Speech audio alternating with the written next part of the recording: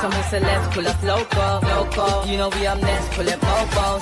They don't be there on repeat, they like, oh no. Where's the mix it out, let's take a photo now. Photo now, photo now, photo now. For now, I'm loco. For now, preserve the beat, I'm more loud. I said I'm more loud, I'm more loud. Yes, my peoples, man, big up yourself, man, big up everyone inside. Make sure you lot are smashing the likes on your way in. Come on, my peoples, man, let's go. Let's get it. Obviously, you lot are seeing what's going on. Ruben's pressers come out. Ben Jacobs has gone and spoke. You get it? It's on the United stand. If you lot want to watch the full vid, I've just got the main bits. He's talking about midfielders. He's talking about loads of stuff regarding United. So I'm going to play the video and then we'll get straight into it. I've got some more stuff about midfielders, all the reports of the day, about the team against City, etc. It's all there. So we're going to watch the video straight away and then we'll get straight into it, my peoples. Make sure you lot are smashing the likes, my peoples. Let's go. Ruben Amorim made it clear he wanted a midfielder, but I think on balance he got much of what he needed across a window where Manchester United did more business than maybe in April or May they thought they were going to do. And it's that sort of age-old, the more you sign, the more you want. And if you're going to break the budget to bring on board 2 number 10s and a number 9 and a goalkeeper, then why not a midfielder? But as I said, when the window was about to shut, there was never going to be any panic buying either. So Carlos Baleba should be seen in a bubble because that was about making an ambitious elite starting midfielder and trying to bring that signing forwards. But Brighton ultimately said, no chance. And then you had the more economical approach of, was there a name out there that maybe is a bit more short-termist that could be a squad player? And in the end, I think Manchester United felt the right kind of profile was not available. So they were not just going to spend money for the sake of it.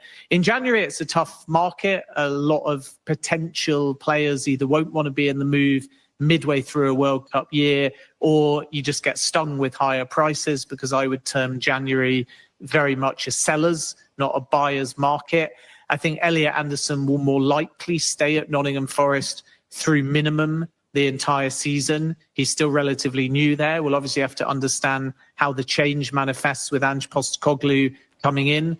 But a few players I sense, especially if they're playing regularly, will be reticent to move mid-season. And then as we look to next summer, I do think Manchester United will be back for Carlos Baleba. The better he does, the higher the price. But budget will be there. And as I've said many times, I think there's still a concrete possibility that Bruno Fernandes leaves next summer and Saudi Arabia remain interested. So there could be a scenario where his exit ends up funding a bigger spend next summer. Adam Wharton is another one as well to watch. And I think Wharton would be higher than Elliot Anderson in Manchester United's thinking. And who's to say it would be just Baleba or a name like Wharton? It might be 2 midfielders that come in, because remember, Casemiro has a bit of a question mark, even though he's fallen into favour under Ruben Amorim. There's also a scenario, I think, where 2 midfielders could arrive, because if Kobbie Mainoo doesn't get the game time and the chances that he's looking for, then whereas he's prepared to say, OK, I'll sit and wait, even though he wanted to go out on loan, what happens in 12 months' time if he's still not getting those opportunities? So if they need 1 midfielder now, but Kobbie Mainoo departs, 2 midfielders would likely come through the door. So I think we're in a period now where Manchester United's new collaborative model are looking at all these different options. They're working out what they need. They're seeing how Kobbie Mainoo responds. They're hoping that Manuel Ugarte can really make a statement and he's liked by Ruben Amorim. And then if Casemiro does the job as well, it may be January doesn't require any kind of panic buy unless the right profile becomes available. But I wouldn't get too excited yet about Elliot Anderson, just because 1, he's not been at Forest for that long, and 2, I think it'd be very difficult to prize somebody away like that midway through a season when many players are looking for stability in a World Cup year, especially if they're already in Thomas Tuchel's plans. Well, I think it never got so advanced to the point where the player said, like Brian and Boomer, I only want Manchester United, or I'll wait for you in a year's time. But what's clear is that Baleba was willing to join Manchester United over the summer if Brighton decided to engage, but they didn't. Naturally, part of Manchester United's escalation and push was to lay the groundwork, because they know that there will be several other suitors come the summer. So I don't think we're in a situation where we can say if Baleba leaves Brighton, it will definitely be, or it will only be Manchester United. But what's clear is that they're ahead of other clubs, and that's why they held the talks on the player side. They've also got to be able to fund it. And the thing to understand is, despite reports of different numbers, not only have Brighton not named a price, but they also, within their projections using data, think whatever the number is they have now is going to have millions more added onto it between now and the end of the season. And this is where, broadly speaking, Brighton wanting roughly a Moises Caicedo type fee comes from, because they think if he's not quite there yet, he will be in 12 months' time. And if he is in 12 months' time, very rarely with a player of that kind of calibre do you only get one suitor. If you look at Moises Caicedo, it was Arsenal, Chelsea in the January, player didn't move, and then suddenly it was Liverpool, Chelsea in the summer, and he ended up joining Chelsea. So I do sense that there will be more than one willing suitor prepared to pay potentially over 100 million for Carlos Baleba. But where Manchester United feel quite confident at the moment if they return is the fact that they've done that legwork on the player side. But equally as important is going to be, what can you offer the player on the field in 12 months' time? So one is their Champions League football, and two, as importantly, if there is Champions League football, you get that 20-25% bump in pay packet, because Manchester United have an incentive-driven structure. If they don't have Champions League football, then Baleba would be joining on a lower wage and without Champions League football, and that, of course, is where a disadvantage can potentially be painted compared to other clubs in the market. So I think it's a bit early to be predicting where Baleba will end up, because the better he does, the higher the price. And the better he does, the more inclined he might be to go and play Champions League football next season. But Manchester United are ahead in the sense that they've spoken to the player, he's aware of the project, and all of that may come in handy in 12 months' time, when likely, along with others, they'll be back at the table. Get your question, and context is really important. And when we get into finances, half the chat will be falling asleep. But if you can kind of bear with me here. So, number one, it's a 3-year cycle of PSR. And some big amortizations dropped off when the new financial year came in, so in this current 3-year cycle, and more amortization, as it stands anyway, will drop off when we again jump a year forwards. So that gives you a little bit more leeway. Second thing will obviously be Champions League, and that can help. Third thing will be outgoings, and if Bruno Fernandes goes to Saudi Arabia, there'll be a big fee. If Casemiro departs, there'll be a big wage off the books. So all of that will help and give them a little bit more freedom. Then the complicated part, PSR may not exist going forwards, which may give all clubs a lot more slack to work with. So what's happening at the moment is PSR is the financial domestic rules, but concurrent with that, they're doing this shadow trial, which is more related to UEFA's squad cost control measure. And in other words, and in layman's terms, you get to spend a percentage of between 80 and 90, likely with the domestic rules, of your total income on wages, transfers, and agent fees. So how can Manchester United finance Baleba or a player like Wharton? First of all, if PSR in the long term is phased out and they have a bit more rope to work with. Second of all, amortization dropping off. So actually a new 3-year cycle being in a stronger position than an old one. And then these outgoings, and you might still get 75, 80 million for Bruno Fernandes. Casemiro's wage off the books will be significant. If it's 2 midfielders, Kobbie Mainoo would likely depart. If it's 1 midfielder, it probably means Kobbie Mainoo is succeeding. So all of these things are helpful. And then the other thing I would mention is that just because Manchester United did various outgoings now, such as the Rasmus Højlund deal, they still have the ability, if they choose, because maybe they feel PSR compliant for the last financial year that's closed, to put the money onto the next financial year. So when you do a loan with an obligation, for example, or if you're Marcus Rashford and it's a loan, but come next summer, he still might go, you have the ability come June to either say, we need it on this current financial year, or maybe we want to put it on the next financial year, and that can give you a bit more flexibility year on year and cycle on cycle in terms of how you declare. So I actually think Manchester United will be fine with the domestic rules. What will be interesting is if they have more of a problem, as Aston Villa are finding, with UEFA. So it's complicated, but there is a way, which is probably the only bit people care about, so you can wake up again, chat. There is a way of adding 2 big name midfielders and still being within the financial rules. And that basically comes from the fact that Manchester United have always had big income, always had decent commercial revenue, and still have some outgoings in their back pocket. Able to give Onana a significant pay rise because loan deals can have sign-on fees, and the bonuses from the Turkish side mean that Onana is earning a lot more money.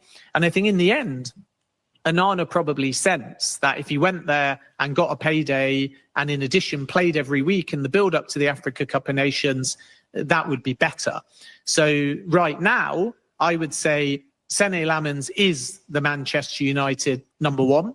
I think he's been brought in to carry that mantra at least until January. And then if the window opens and they decide we need to make another play at an Emi Martinez or a more experienced goalkeeper, they will. Remember, Mike Maignan is a free transfer next summer. So there will be experienced goalkeepers available. But I think Lammens is going to be thrown in at the deep end. And between now and the end of the year, assume the number 1 from Bayindir and be given every chance to show that he can command that position now. And if he does, then Manchester United solve the solution.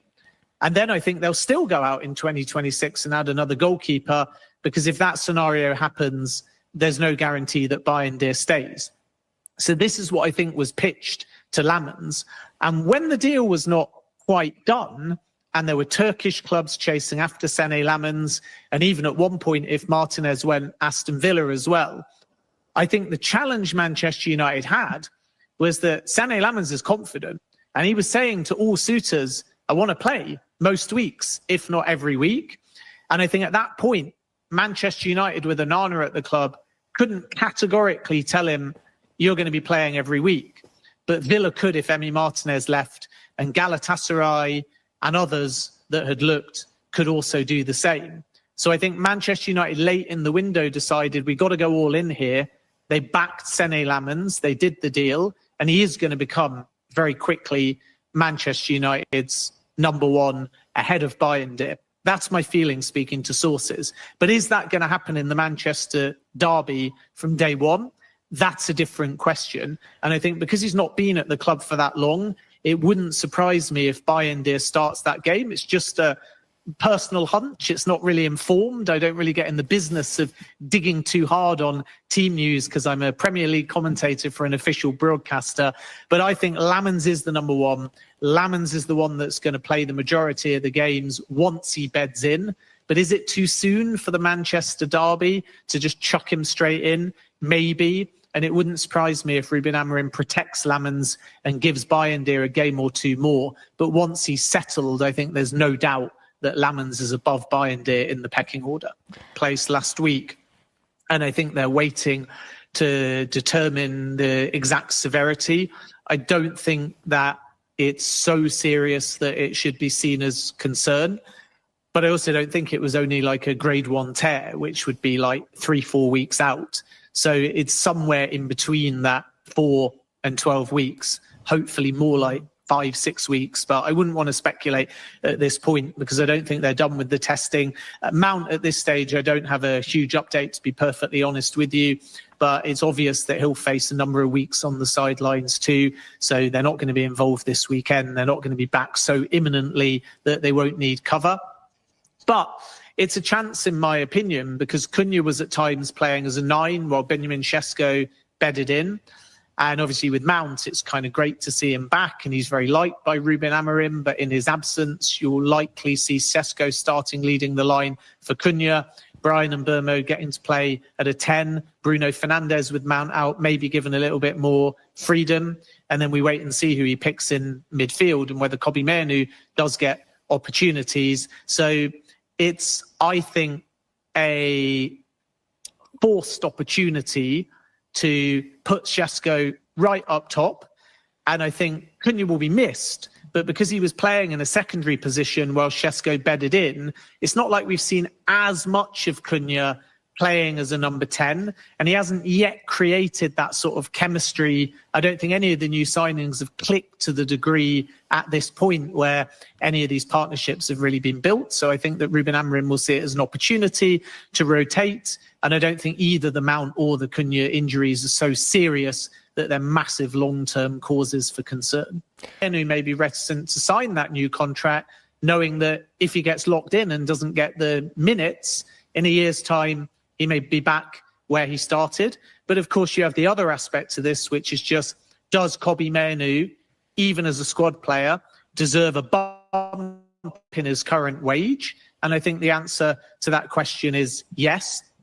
So what I think may happen is a contract, signed or not signed, may not influence anything. It may be more about just, can you reward the player, protect the value to an extent, but still have an understanding, even if one is signed, that if it's not going according to plan for all parties, summer 2026, Manchester United will be more open to either a loan or a permanent solution.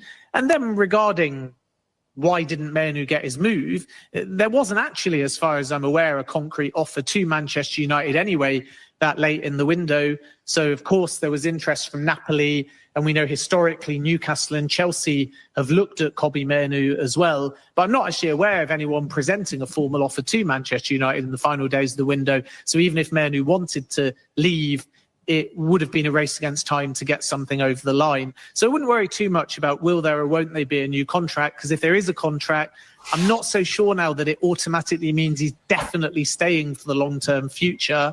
And if there isn't a new contract, it's probably because all parties want to see how much he plays before committing to offering or signing anything. So big up the boy Ben Jacobs. That's what Ben Jacobs saying is where it is. He's reliable. He said it before. He knew that Bayindir is going to start. You know what I'm saying? So then when I plugged in, man, this is when I say Ben Jacobs, you got to listen to them, man, there. He built himself back up this season. He was gone, down and out. No one believed in him. I didn't believe in Ben Jacobs. But this season, he's brought himself back. So big up Ben Jacobs, man. He said a lot of facts in there. He spoke about water, believer, etc. This is to summarize it a bit down. I know the video might have been a bit fuzzy, so you're taking it in and then you're thinking, raw, what's going on here? So let me just show it a bit more. So he's gone on to basically talk about believer and water, and it said it might be two midfielders that come in, because remember, Casemiro has a bit of a question mark, even though he's fallen into favour under Amorim. So Amorim likes him now. He plays him a lot, but he's leaving next season. We all know that. He's 33. He's got one. This is his last season. We haven't offered him another contract. He's going to leave. He's probably going to go to Saudi, and he's going to go and get his bag. So that's the situation with Casemiro. So we might get two midfielders. Belieber looks like he's more or less wrapped up. So then we don't know what's going to happen after. We'll see what happens after that. And then we got, I think Adam Wharton will be higher on Man United's list than Elliot Anderson. So we wouldn't want Elliot. Because if we're looking at Belieber, we're going to want someone like Belieber and someone that can control the game. Why would we want Anderson? He's a bit like a Belieber. He's got a little pace and he's the DM. Do you understand? So I think that's what he's saying. Ben Jacobs is saying Wharton will be higher on that list than Elliot Anderson. Elliot Anderson is a new link that's come out of nowhere. Because this guy's flavour of the month, and we need a midfielder, it's easy to link us to Elliot Anderson. That's what's going on. We're just getting linked with Anderson left, right, and centre now because it's so easy. But I don't think we're actually even linked with him. No one's come out and said we're linked with him. That's why he's putting Wharton in front of him, because he's saying, bro, there's nothing even in there with Anderson. Then he goes on to talk about Ugarte. He said, Man United are hoping that Ugarte can really make a statement. He is liked by Amorim. The club are also seeing how Kobbie Mainoo responds. Obviously, the stuff about Mainoo, we just said it just now. He can see basically Mainoo going out on loan or leaving if we get two midfielders. Because it's looking like we will get two midfielders. We already got the money there for Belieber. That's already been there. So if we turn around now and get another midfielder on top of that, with Casemiro leaving, Kobbie might end up leaving, but we don't know. We'll see when that road comes, we'll cross it. Then he goes on to talk about it more in depth. He says Carlos Belieber should be seen as in a bubble, because that was about making an ambitious elite starting midfielder and trying to bring that signing forward, but Brighton said no chance. Elliot Anderson will most likely, let me make the screen a bit closer. Elliot Anderson will more likely stay at Nottingham Forest, though minimum the entire season. He's still new there and will still have to understand how the change manifests with Ange Postecoglou. So Ange Postecoglou's over there now. Imagine if Ange Postecoglou rates him and says, "Nah, this is my starting 6. I don't want to lose him." And you know that guy already, whatever his name is, their owner is on some stuff. You've got to go out there and pay some mad peas for their players. Remember, Tottenham triggered that 60 million for Gibbs White, and then they reversed it. They reversed that. So you know that owner's on a different thing, bro. So that's what he's gone and said about him. He's basically saying he don't know if it's happened. And then Adam Wharton is another one to watch. I think Wharton would be higher than Elliot Anderson if Man United's thinking. And who's to say it would just be Belieber or a name like Wharton? It might just be 2 midfielders. It could be Edison from Atlanta. It could be another midfielder. But it's very likely that we get 2 midfielders. One as a Belieber type and another one when Casemiro goes. So this is all 2026. There's talks about January. There's talks about summer next season. Who knows? But at least things are, you can see that we're in for midfielders, at least. And every name we're getting linked with anyway is good names. We're not really getting linked with scrubs anymore. You know, like when Ten Hag and them and they was here, we'll be getting linked with guys like Rabiot and come on. Like the guys we'll be getting linked with is crazy. Now we're actually getting linked to some ballers that are Prem proven as well. Every single one of them on that list is Prem. Belieber, Wharton, Anderson. So all this trying to go for Amrabat and all of these type of guys, it's done now. We're literally only going for players that we know are certified. They can do it in the Prem, etc. So let me show you lot something now. So this has just come out just now. You know me, you know the Metric community already, man. We always get breaking news. I always show you lot straight away. I don't ever stop you lot from seeing anything or etc. Or put the camera to my face. I got to show you lot. So this is our Premier League season. This is the team that we've thinked, and we've put Malacia back in there. So look at Malacia. This is our squad. We've submitted our squad now for the Premier League because obviously the transfers closed, etc. So Malacia is back in there. So he might play a bit. He might not think. He might not have got his move he wanted to. It was all said and done. He's going to go to Ajax Spur.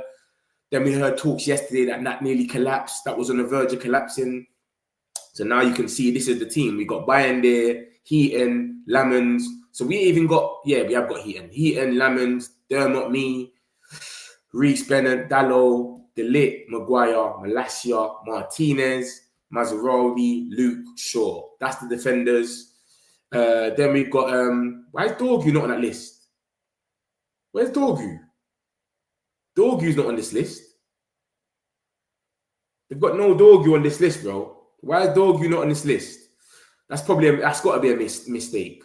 But anyways, Casemiro, Bruno, Mason Mount, Ugarte. Where's Kobe? This is what I'm saying. This ain't making no sense. Where's Kobe? Where's Dorgu? Did they do that in purpose so that they can get some traction or something? Am I missing them? Where's Kobe Mainoo as a midfielder? Ahmad, Cunha, Mbumo, Sesko, and Xerxes. So where's Kobe? Where's Dorgu? This must be like a mistake, surely. Let me see if there's another one that's come out. Included in Man United squad, submitted. So, but I don't understand. Where's Dorgu and where's Mainoo? I don't know, man. I'll have to have another look. That's got to be wrong, man. There's no Kobe Mainoo that I can't see anyway, and there's no Patrick Dorgu. Do you understand? So I don't know what's going on. So that's the team that's been submitted for the Premier League.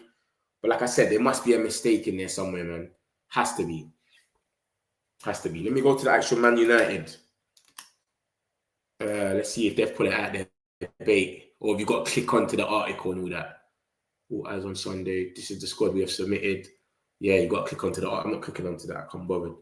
Click onto it. It takes you mad places. But yeah, there's no way that's the thing, man. That's got to be wrong. This is going to probably get deleted in a minute. Because look, how the hell is there no Dorgu? Look, my man's put Menu instead of Mainoo. Man, that's what he's talking about, is Mainoo. That doesn't make no sense.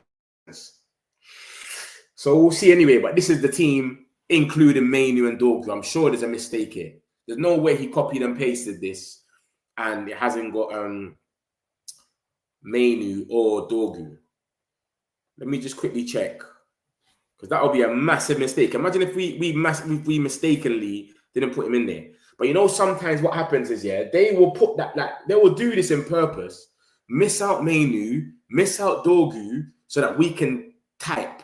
Everyone can say, where are they? And then they get all the traction. This is what a lot of these people do on Twitter now. They'll want to get as much traction as possible. So they'll want us to all be like, what do you mean? Where's Mainu? Where's Dorgu? Etc.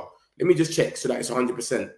United's Premier League squad classified as homegrown. Okay. So basically, Kobe Mainu, Lenny Yoro. Oh, yeah. So basically, let me tell you what's happened, yeah?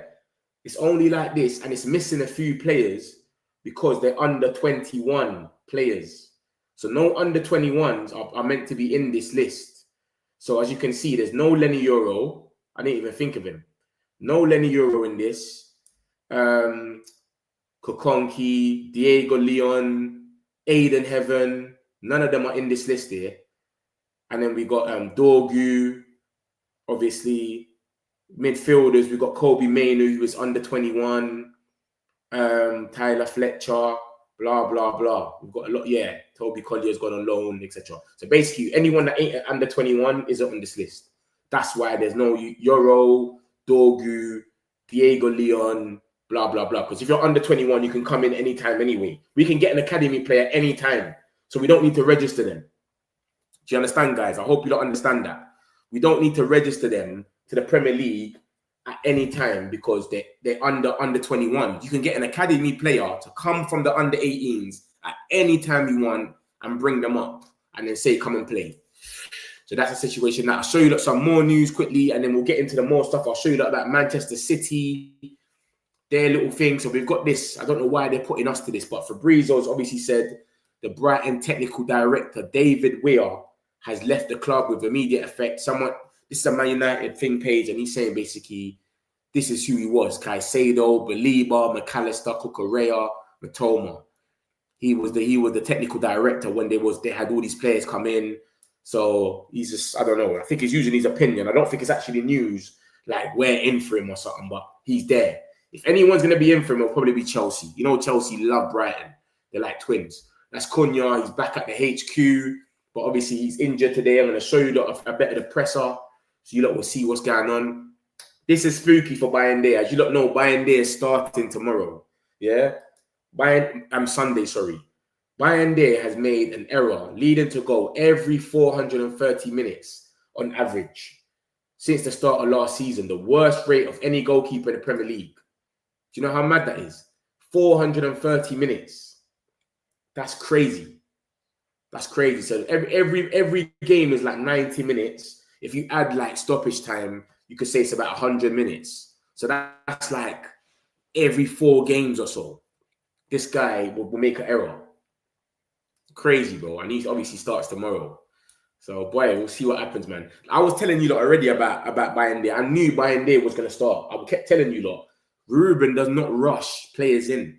I was saying it. I was saying, bruv, you saw Mbumo. He didn't play for 3 games. He doesn't rush people in. So we got this about this little young gem. Man United are among several clubs monitoring Ajax's rising star, Joffrey Mokayo.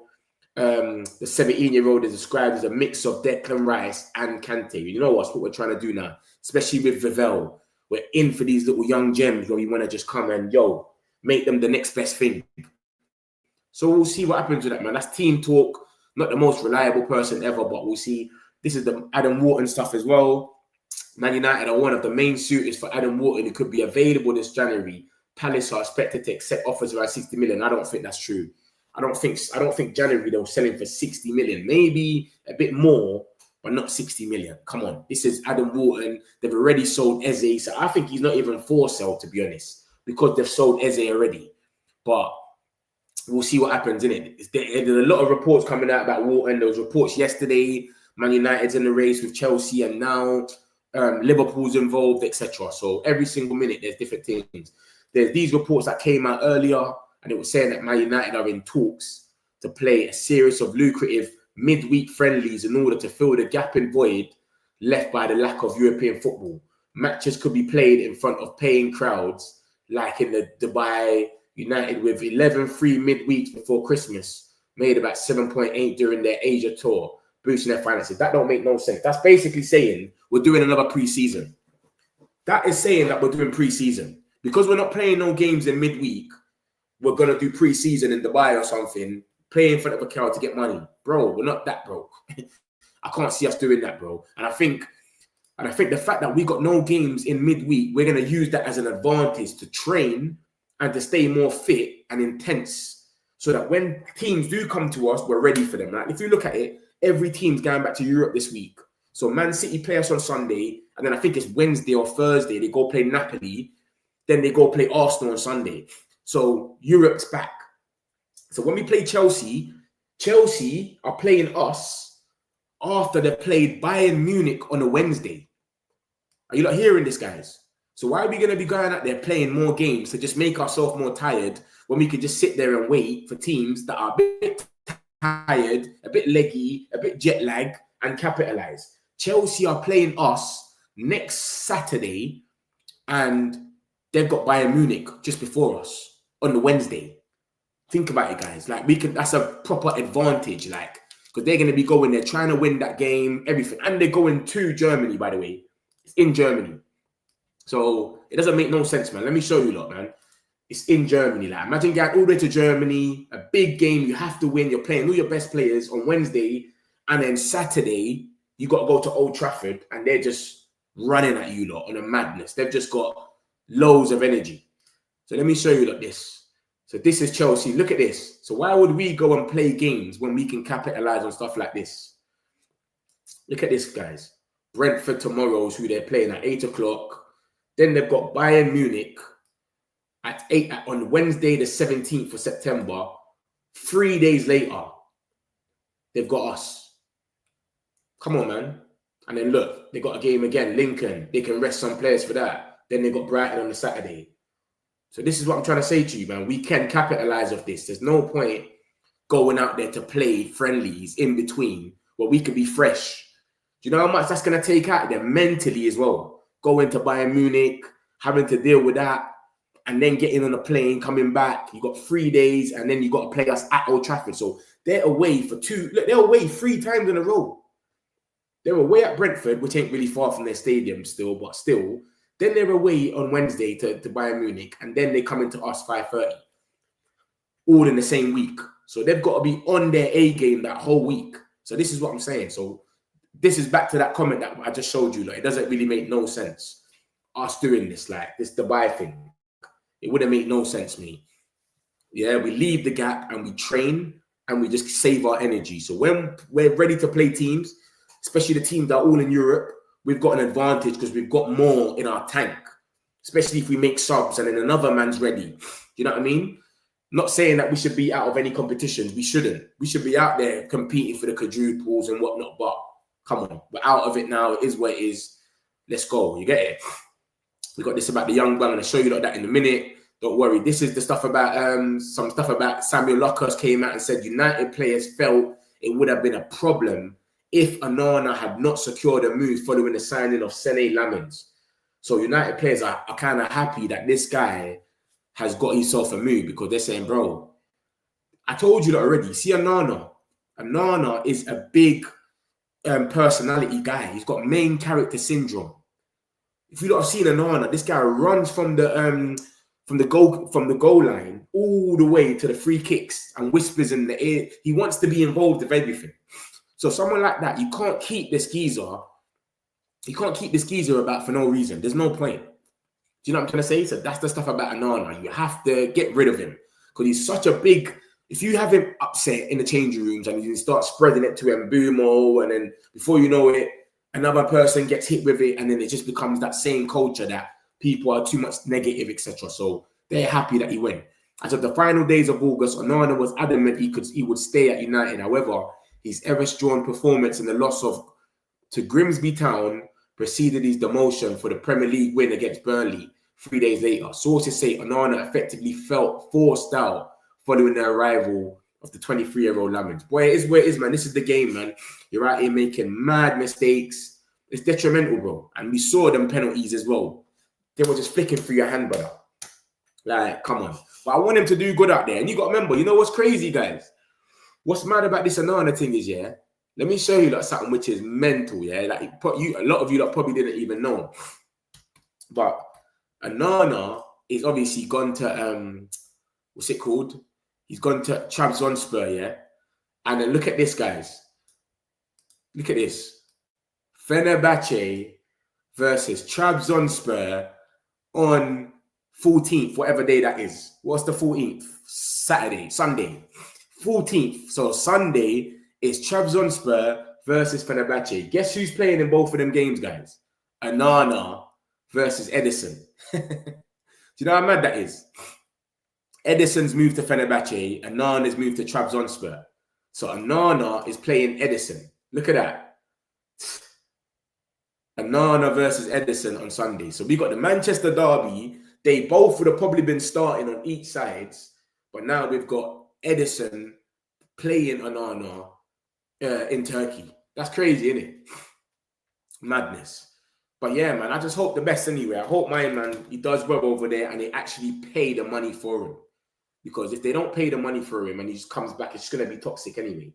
So I just hope he goes over there, he does well, and they pay the money for him. Trabzonspor, they're in the title race at the moment. I know it's early days, but bro, they're doing well. You know what I'm saying?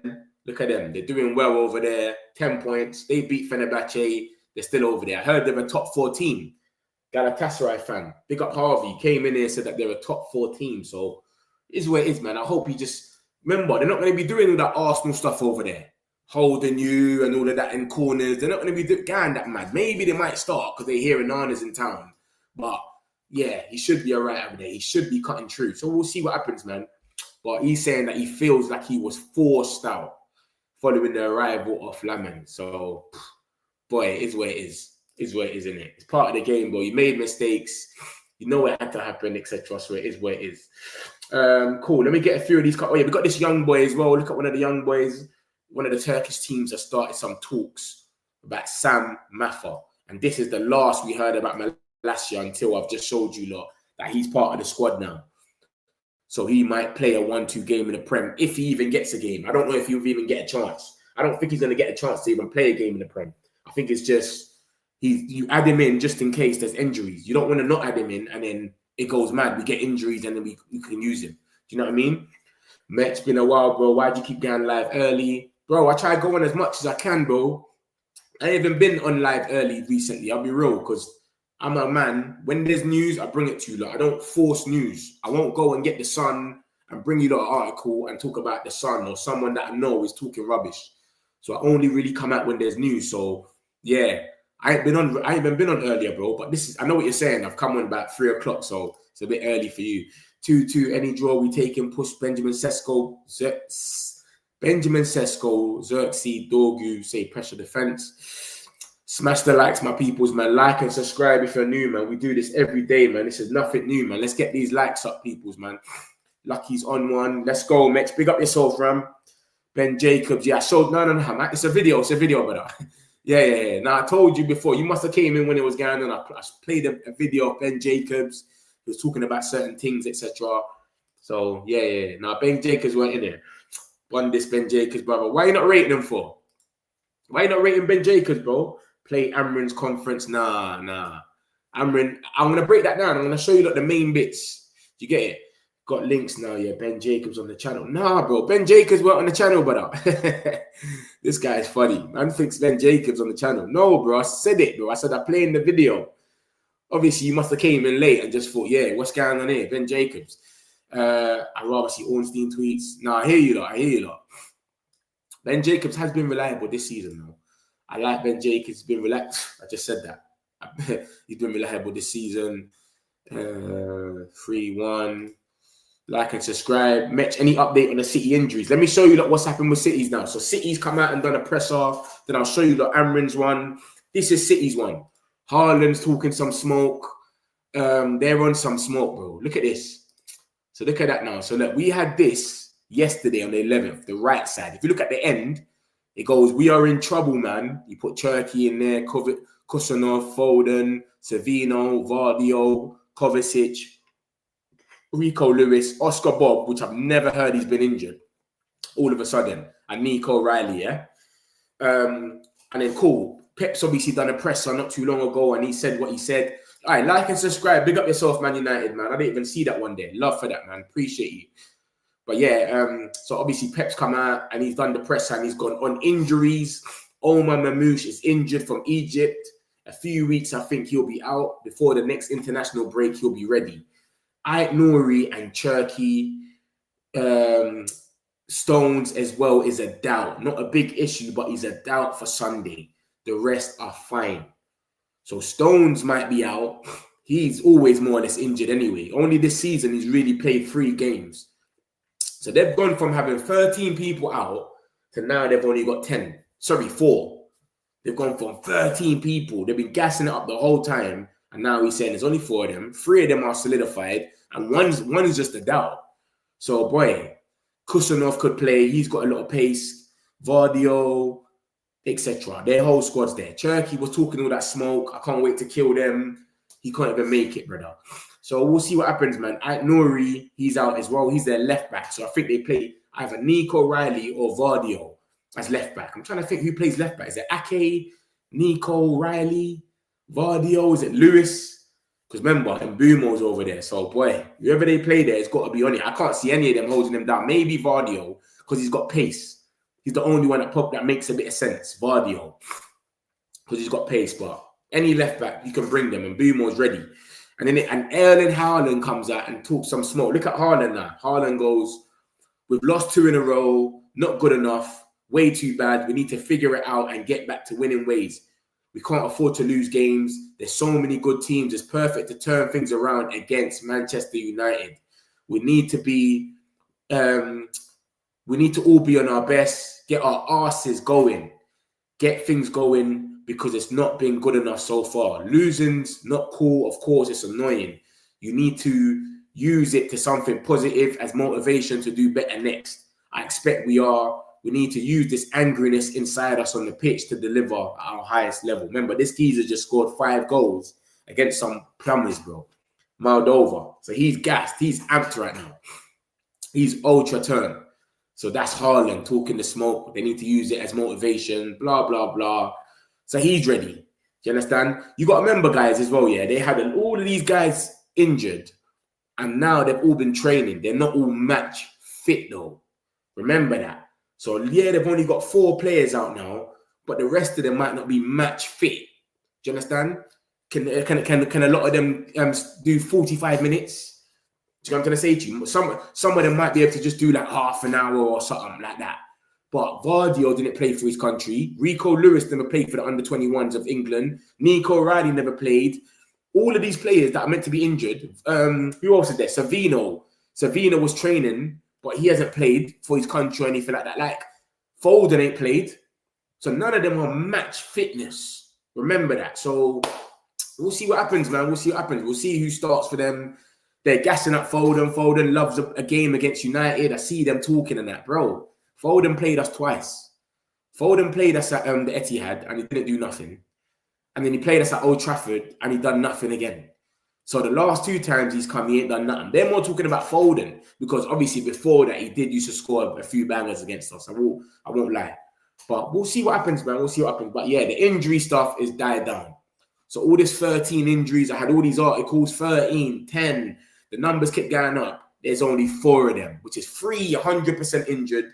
And 1 doubt, which is John Stones. So John Stones might not play. He might play. Who knows? We'll see.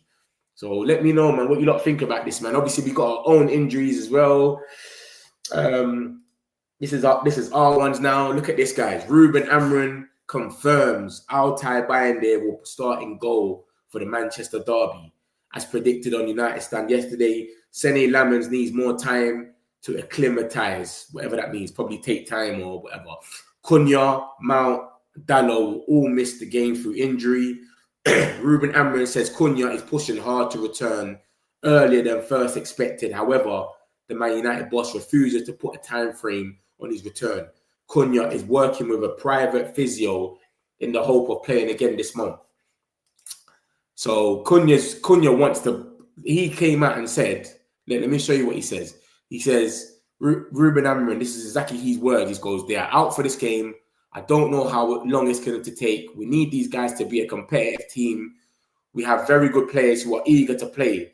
So we will be competitive on Sunday, but they are out. So they're not happening." Everyone kept seeing it. I was watching Cunha myself. He's in the physio, all this stuff, and he kept putting Sundays and that. So man was thinking, is this guy going to be back or what? But he's not ready yet. That's just the honest truth. But what he said about Cunha, he said, Cunha, if it's up to Cunha, he will say, I can play today. So Cunha is ready to play. Do you get what I'm going to say to you? So it's not that deep on Cunha's side. If he's saying Cunha is ready to play today, if it's up to Cunha, he will play.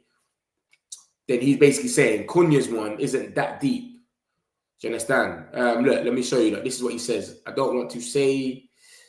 Look at this. This is what he says about Cunha. Not that one. That. I don't want to say.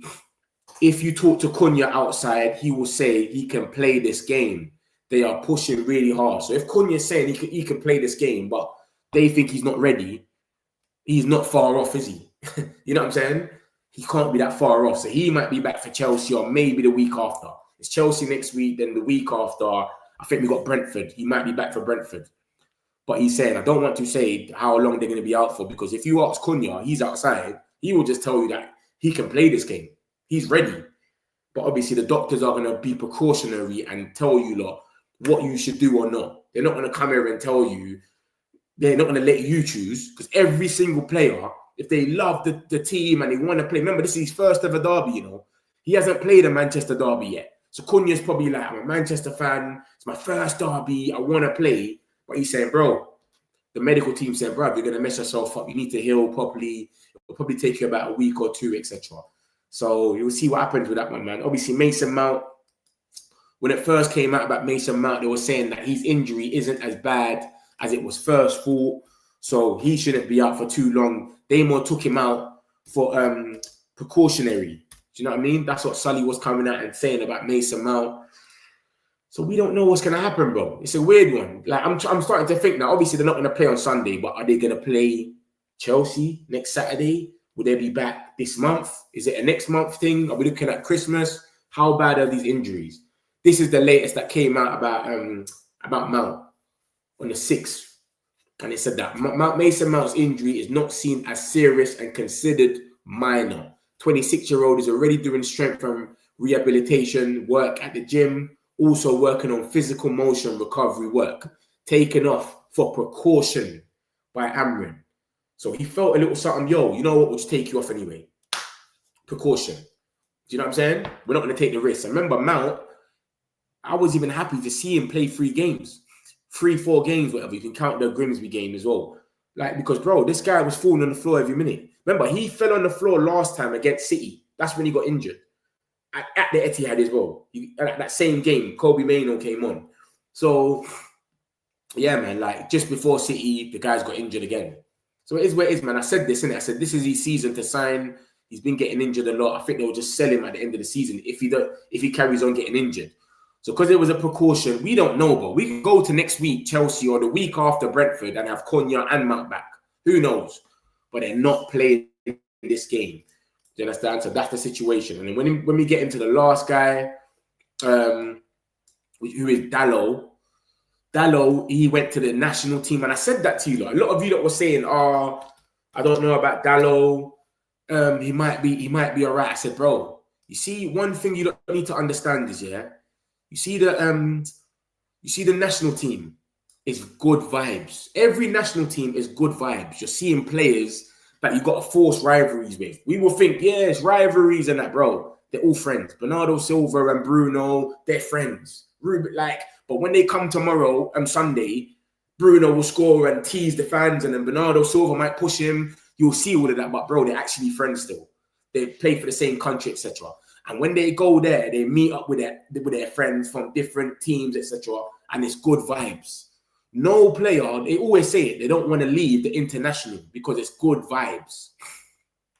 So the fact that Dalot left the Portuguese squad before anything even happened. Before they even played a game, I knew it was peak. I said this, bro. It's peak because you can't leave that quick. They didn't even play a game yet. You know, when you sometimes you might feel something and say, you know what, bro, let's just chill. Let's see how you feel after the game, and then we'll send you back if anything.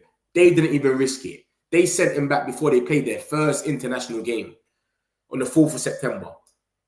So I already knew the Dalot thing is serious because you're not going to send you back. You're not going to want to leave that quick. It's good vibes. Ronaldo, they're taking mad pictures together, and come on, man. So I knew that the Dalot thing wasn't going to happen. So that's our injuries, man. We got 3 injuries. And yeah, bro, like, it's just looking, we still got a good squad. This is what I'm trying to say to you, look, like, we still got an okay squad. And that just shows about the recruitment, that we recruited players to come straight into the team because we can make lineups. There's lineups going around. People are saying Sesko on the bench, Xerxes. People are saying Sesko has to start. People are saying about Xerxes in the 10. People talk about Mainu in midfield. You got to tell we're spoiled for choice now. Do you know what I'm trying to say to you lot? So at least now we can go out there and we could put a line. You see, like before, I understood why we were starting Garnacho every game. I understood. He's the only player with pace in that position. So yeah, man. So now I think we're gonna have to go something like this. This is what I'm gonna go with. It might be wrong, it could be right. I don't know, but this is what I'm gonna go with. Maybe he plays Ugarte instead. Dalot's not gonna play. Where's Ahmad? Nah, Dorgu. Sorry, Dorgu. Bam. That's how I'm going. I reckon he goes like this. This is how I've been saying this all week. I said it's going to be Bayindir in goal. I can't see him throwing Lamens in the deep end. He doesn't do that. I reckon this is how we go. Or maybe he could do this. I reckon it's this. Right wing back. That. I reckon we do that. It's one or the other. So either we go like this and we got Mbumo and Ahmad in the 10s as fast wingers. That's a fast front three, you know. That front three is a crazy depth for front three. And this is what I'm trying to say. You got Cunha, Mount, injured. You got 2 players injured. You got Dalot injured. And we've still got Mazarawi can play there. We've still got Ahmad. Dorgu can play there as well. Come on, man. We've got a lot of depth now. But this is what I reckon we go. I reckon we go like this. What I'm saying. This is the second team. I reckon it's either this team or we go like this. And we put Mainu or Ugarte in there. Maybe Ugarte for the pace. I don't think he's going to put Mainu on. But I reckon he should. Because it makes us hold on to the ball a bit better. So I reckon we either go like this or we go with Fernandes back in the middle and Ahmad in one of the 10s. I wouldn't mind either one. Let me get a few of these. What do you not think we're going to go under? I reckon we win 3-1. 3-1. I'm going 2-0 by half time. I don't rate City, man. I don't know where it is, man. And I showed you the injuries. He needs to put the best players out against Man City. Manchester United has to win. We need points on the table 100%. I'm with you. Lot, bro. Really wanted Lamens to start. I wouldn't have minded if Lamens started, but I already said this. I said, I know, Ruben, you got to pay attention to people to understand them. He didn't start Cunha the first game. He never started them. Boomer for the first 2 games. This is what he does. He still hasn't started Sesko. People are coming from different countries. They need time to get bedded in, etc. So I understand it. That's why I was saying to you the whole week, Lamens ain't going to start. I already knew it. I understood it already. I understand why he never started him. Metric community, hold up. I'll be glad, Mets, if we double midfield signing in January. Would like, yeah. It's looking like a Wharton. I showed you that Wharton, Belieber, we're linked with good midfielders, man. There's this Elliot Anderson links, but I don't know how true it is. I can understand Malacia being reintegrated to the team. He's not that bad, brother. Yeah, I see that. And you got to remember, if we get injuries, you got to at least have him in the squad. You know what I'm going to say to you? You got to at least have him in the squad. I don't think he's going to play, but if we get injuries, then it's like, all right, he gets up the picking order. But I don't think he's going to be, you get it? Yo, Mitch, yo, my brother, 21st, we saying, bro, we bought on Xerxes in the final after his hammy. We know how that ended up. It's best, exactly. It's true. Still remember Emery saying, in the lines, he's going to revive Rashford. Yeah, like he was going to unleash some beast. Yeah, exactly. You know, Emery just gems it. He's talking about Sancho now. Man's talking about reviving Sancho. Anything on Belieber. I'm gonna summarize in a minute, Ramsmith, and show you the stuff about Belieber. Don't worry. But I still got to show you some more. The presser. Benjamin Sesko will start. Mazraoui start too. Yo, Met City have a lot of injuries. Could be Sesko's chance. Well, they don't have a lot of injuries, bro. They don't have a lot of injuries. Let me show you the injuries, brother. This is their injuries now. The first article, not the pictures. The pictures is what they told us yesterday. Look at the dates at the bottom, guys. 11th is yesterday. They said, all these guys are injured. We are in trouble. And then today, Pep's come out and said, it's only Omar Mamouche, Cherki, and Ait Nouri. Omar Mamouche, Cherki, and Ait Nouri are the only three that are injured. And John Stones is a doubt. So it's like 50-50. Do you understand? So John Stones is a doubt. It could happen, it might not. I would rather John Stones. I don't know if I want him to play, actually, you know. John Stones is good. He's a good header. He's good with his head and he's good at passes, but he's slow and he always gets injured. The only thing that I would like him to play because he's slow. But then again, it's like he's actually good. And if they get set pieces and we got Bayindir in goal, you know it's dark. Bayindir in goal is crazy. So yeah, more of the presser. He ended up saying certain things. I've got this as well. Man United want to discuss a new contract with Lisha Martinez. So we're trying to give Martinez a new contract. We don't want him to leave for free, or we don't even want him to go. Do you understand? So Martinez, we rate him. We want him to stay. And yeah, we'll see what happens with that. You get it? So Fabrizio's come out on his YouTube and said it. So we'll see what happens. Ruben obviously spoke about Lamens and he says he has the potential to be our goalkeeper for many years to come. So that's the same thing he said about Sesko. He's got potential for many years to come. He'll score loads of goals at this club, blah, blah, blah. And he still ain't started Sesko. So this is what I'm saying. Amran takes his time with these guys. People are saying the same thing about Obi Chido last season. Well, why is he not playing Obi instead of Hoyland? Starting Obi. Obi was showing he's not really ready, etc. He speaks about Onana. He said Onana did great at Inter, but as a club now, we need a change. Sometimes it's hard to point why the performance, the moment, the bad luck in some moments was hard on him. I wish Andre all the very best. So he's bigging up Onana, man. He's bigging him up. Then we got this little young gem. You know us. You know what Ineos do already, man. They buy proven players and they buy the young gems that are going to come into the under 17, under 18s. Vivel and them and there. They're on a different thing. So they've scouted this young gem and two young Senegalese players, Etienne Mendy and Mohamed Dabu, are currently on trial at Manchester United, both of them. And then obviously this is other articles just saying the same thing. And Demba Ba, who I think he's a Senegal player. He used to be a Senegal player. I know Demba Ba, but I didn't know that he used to play for Senegal. And he's come out and said very strong. So he's bigging up one of them, Etienne Mendy. So he might be these might be some ballers, man, that we end up getting into our under 18s, and then before you know it, you get it, they turn out to be next Caicedos or something like that. Who knows?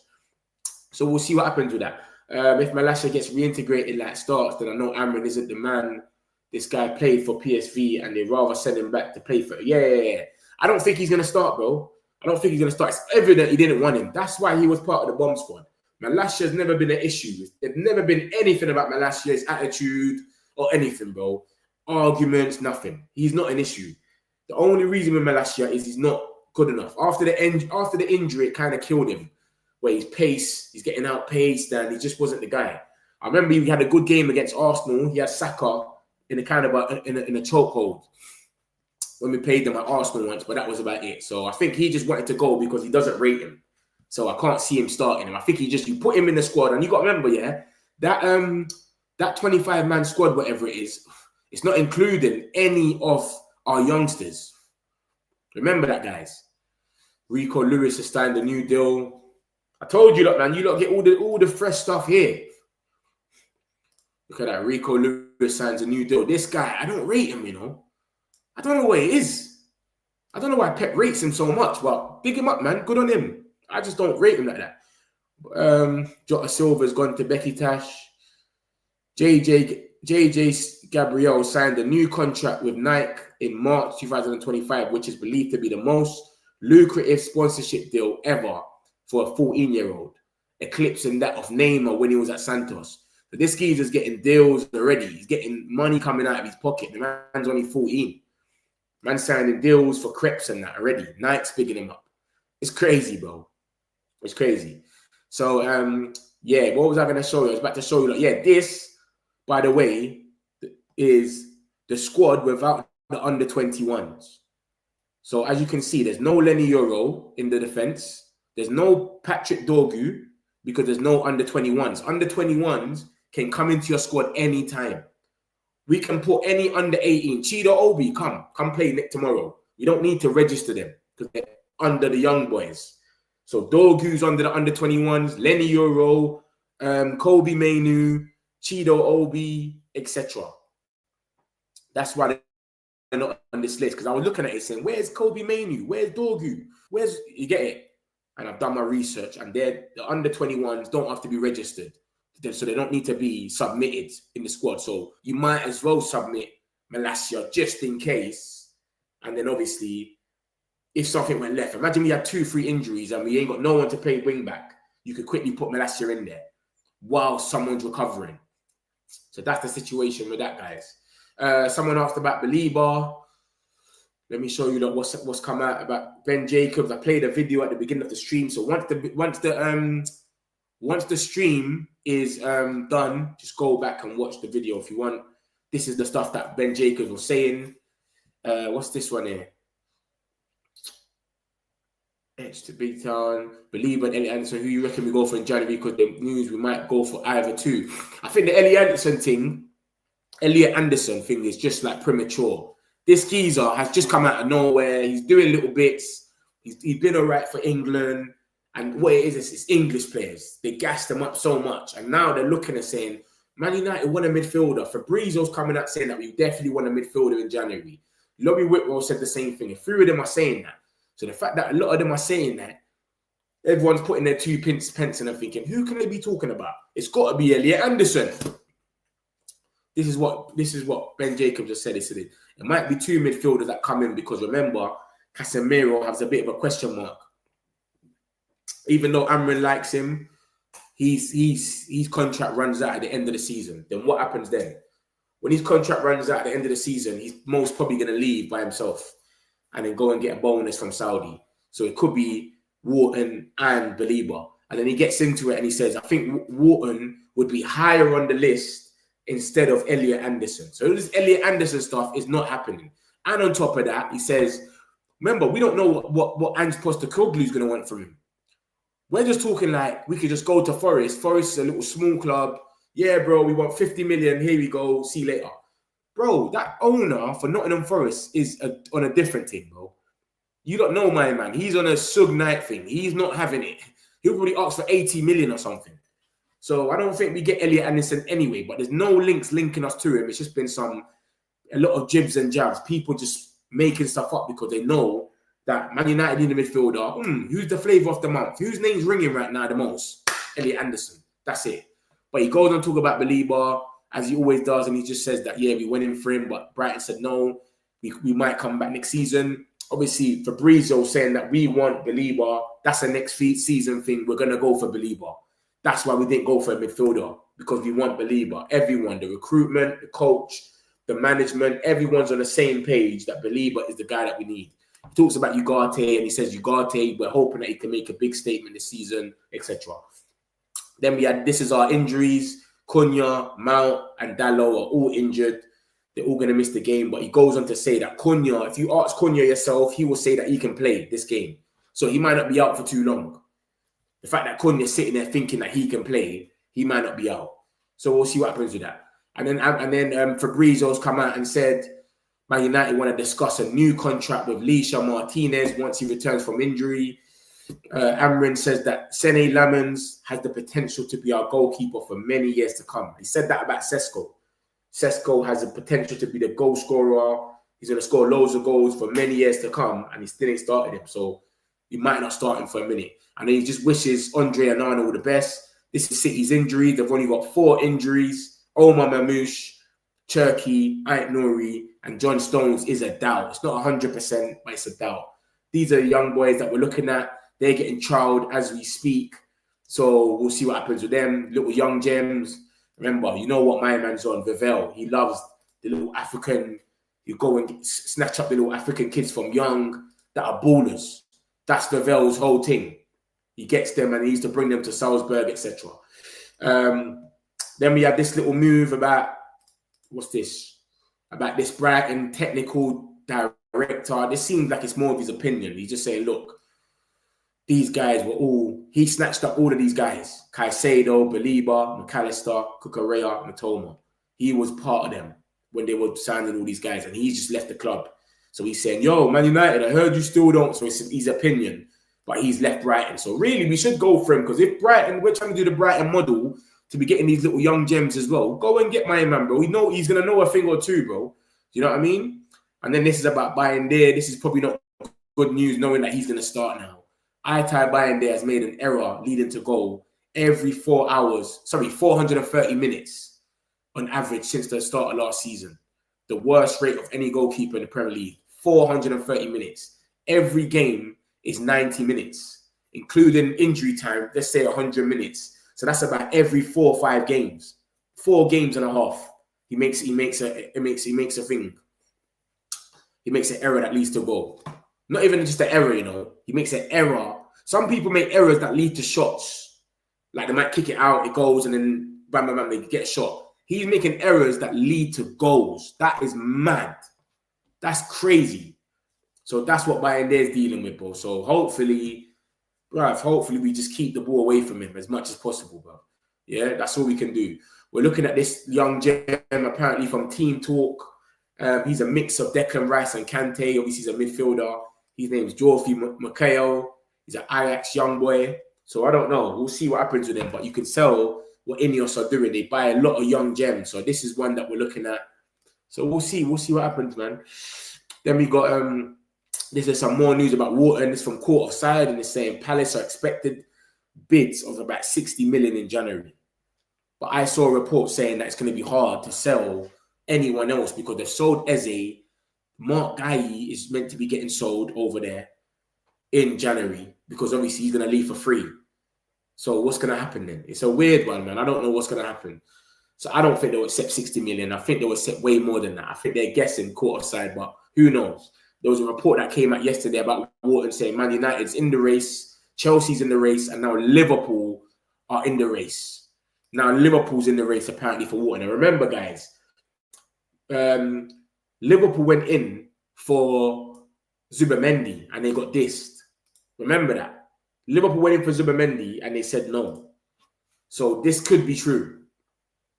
Do you know what I mean? Man United have been keen interest in the midfielder for 7 months, but now face competition from Liverpool.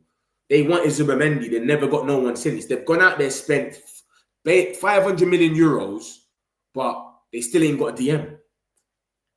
So they still ain't got a DM. So they could be in for Wharton. We don't know, mate. We don't know. We don't know, man. So we'll see what happens. We'll see what happens with that. But that's just an article that came out yesterday and it's saying they might be in for Wharton. And remember, guys, Real Madrid are in for them as well. That's from Fabrizio Romano saying that Real Madrid are interested in Adam Wharton. I can't see Real Madrid paying 70, 80 million, but you just never know, bruv. And when Real Madrid come in for a player, that player might start moving mad, where he just wants to go there and he drops the price down a little bit, etc. So we'll see with Adam Wharton stuff, man. I don't know these young gems, you know. I don't know them, but they're getting trialed, and you just know Vivel. Vivel loves the little African kids that are ballers, and from young, he gets them when they're young, and then bam, they become mad proper players. So I don't know them, but they're Senegalese. So they're Senegal players, isn't it? The Senegal young boys. But that's Wharton anyway. Let me show you the more news. Then we had this report about we might want to do mid-week friendlies. So we might fly to Dubai, play in front of a crowd in the midweek for a friendly, just to get some more money, to boost our finances for summer transfer. How does that make any sense, bro? So Saturday, we play a game, get on a plane on Sunday, get to Dubai on Tuesday. Sorry, get on a plane on Sunday, get to Dubai the next day or whatever, and then we play a game on Wednesday, just to get on a plane, order everything again, just to come back to play another game next Saturday. It doesn't even make no sense, bro. And like I told you that already, we're playing, there's teams that's obviously we're out of Europe and all this stuff. That's not a good thing that we're out, but that's going to be for our rest. If use it to your advantage, rest, be ready, use it as an advantage. You can't be sitting there and saying, yeah, you know what, mate? Let's go out there and play some friendlies because of the void. No. You build, you train. You let the coach, and you train in that time. And like I said, when you look at someone like Chelsea, something that should be like a big game, when you look at it like this, look at this. They play Bayern Munich before us.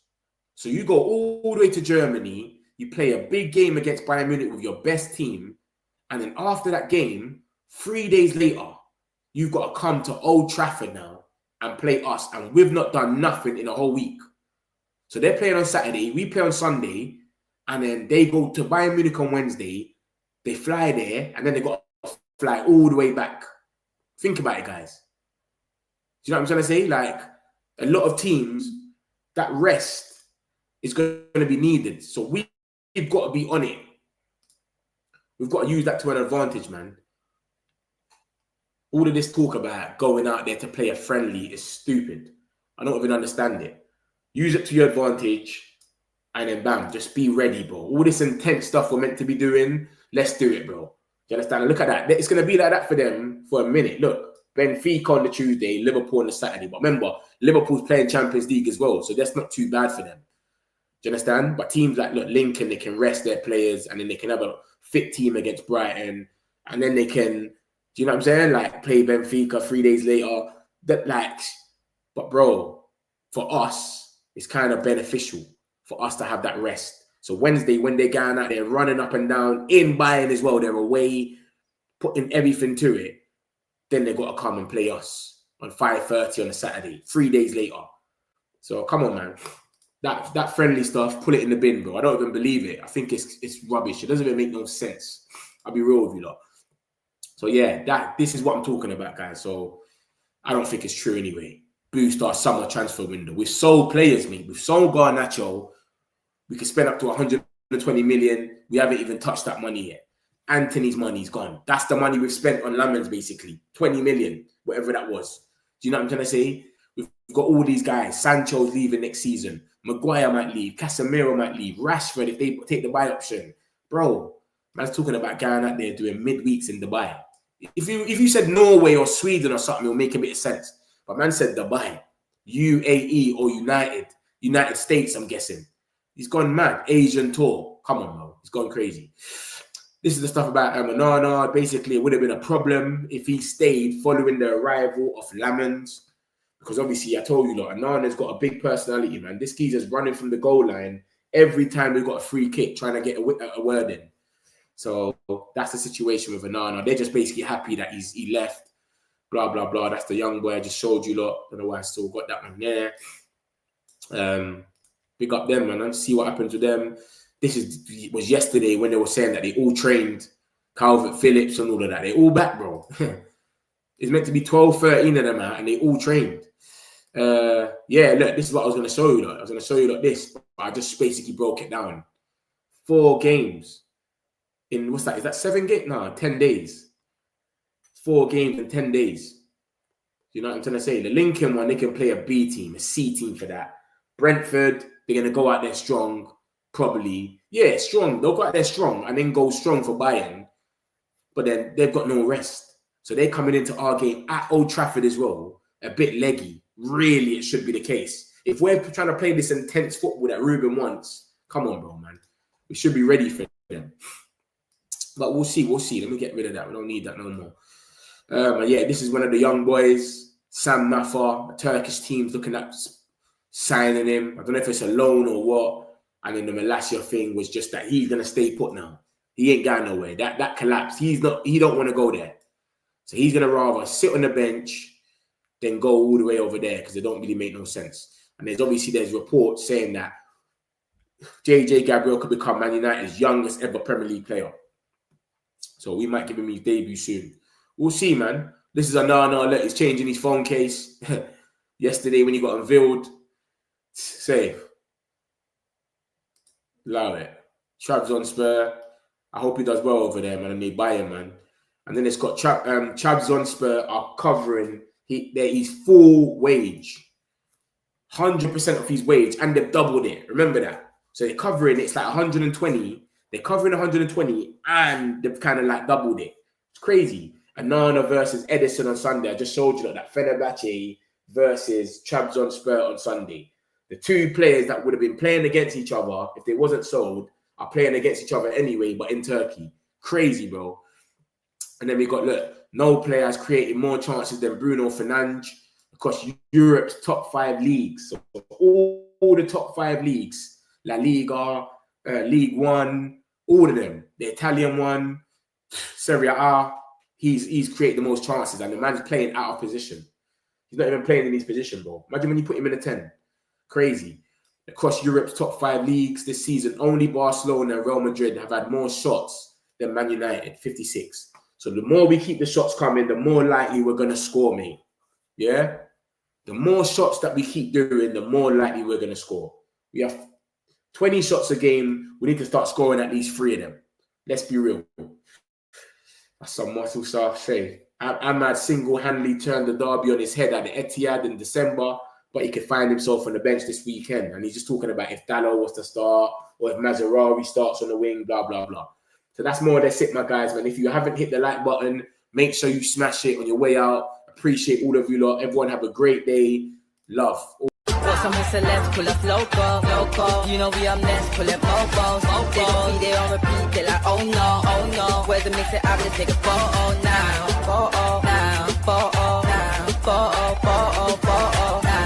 For now, I'm local. For now, preserve the beat, I'm more loud. I said I'm more loud.